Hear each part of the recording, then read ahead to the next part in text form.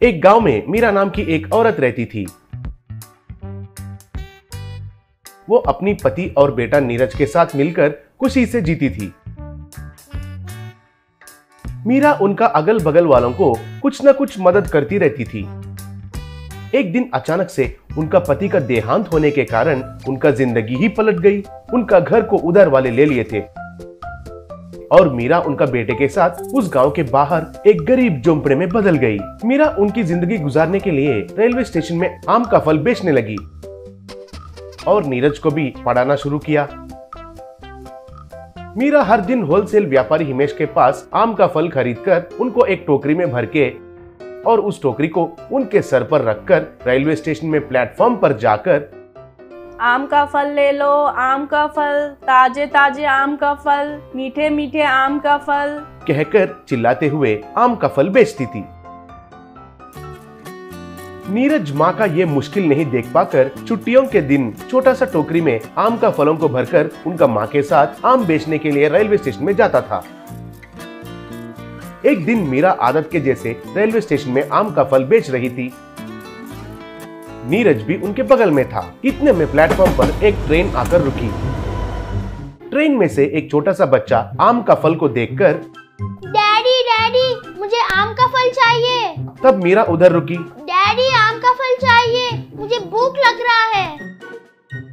अरे कितने बार समझाना है तुमको, कैसे कहने से समझ में आएगा तुमको। मेरे पर्स गुम गया है बेटा, मेरे पास पैसे नहीं है। हम घर पहुंचने तक तुम कुछ मत पूछो और चुपचाप बैठो। मुझे जोर से भूख लग रहा है, मुझे आम का फल चाहिए तो चाहिए ही, कहकर जिद पकड़ा। तब मीरा उस बच्चे के माँ से बेचारा बच्चे को भूख लग रहा है, आपका बेटा भी मेरा बेटा जैसा ही है, पैसा नहीं है तो भी कोई परवाह नहीं है, आप आम ले लीजिए। कोई चोर कहीं का मेरे पति का पर्स और सेलफोन चुरा लिया है, ये बच्चे को समझ में नहीं आकर शोर मचा रहा है। कोई बात नहीं है माँ जी, आपको आम का फल देने में मेरा इतना नुकसान तो नहीं होगा। ये जो भूख है वो अमीर या गरीब वालों को एक ही समंतर है। इस दुनिया में सब लोग काम करते हैं तो भूख मिटाने के लिए ही। ये ले लीजिए, ये आम का फल आप ले लीजिए, आप घर जाने तक आपका भूख मिटाइए। वो कितना इनकार करने से भी मीरा कुछ फलों को उनको जबरदस्ती से दिया। अगले दिन मीरा हिमेश के पास गई। टोकरी में आम का फल भरकर आपको पैसे आज शाम तक दूंगी सेठ जी। हाँ, तुम्हारे ऊपर विश्वास करके अगर मैं तुमको दिया तो मेरे पैसे तो वापस नहीं आएंगे, ये तो पक्का है। सबको दान और धर्म करने में तो तुम महाभारत में कर्ण के लिए ही आदर्श नारी हो। अब तक तो कई बार तुमको उधार मैंने दिया, लेकिन अब से पैसे देने के बाद ही माल मिलेगा। वो टोकरी उधर रखकर चले जाओ और पैसे देकर आम का फल लेके जाओ। मीरा कुछ नहीं कर पाकर उधर से चली गई। एक हफ्ता गुजर गया।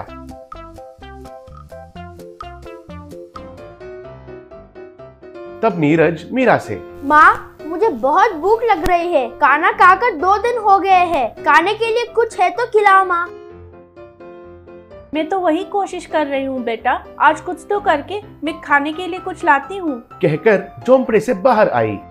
उधर मीरा को एक व्यक्ति खड़ा होकर दिखाई दिया। मुझे पहचाना है क्या आपने? मुझे माफ कीजिए, इससे पहले आपको कभी भी नहीं देखी। मेरा नाम विवेक है। एक हफ्ता पहले आपने रेलवे स्टेशन में मेरे बेटे के लिए आम का फल देकर हमारे भूख मिटाकर हमारे मदद किया था ना, याद आया? मुझे माफ कीजिए, मैं आपको पहचान नहीं पाई। फिर भी आप मुझे ढूंढते हुए इतने दूर तक क्यों आए हैं? आपको दिया हुआ आम का फलों से आपका सफर का खर्चा ज्यादा हुआ होगा।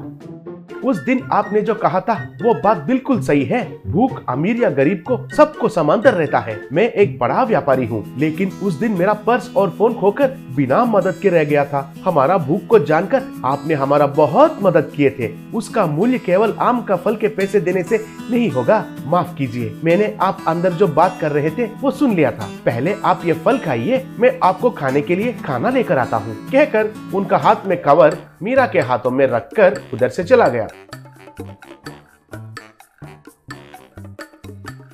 बाद में विवेक मीरा के साथ एक आम का होलसेल दुकान खुलवाया। ऐसे ही मीरा सबको मदद करके अच्छा नाम कमाई। किसानों को तो न्याय रूप से दाम देकर उनके पास आम खरीदती थी।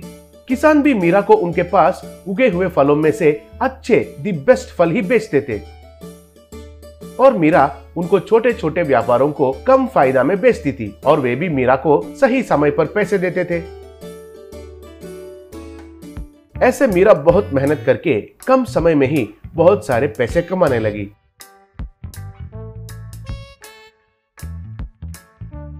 कुछ ही दिनों में उनका घर को वापस खरीद भी लिया।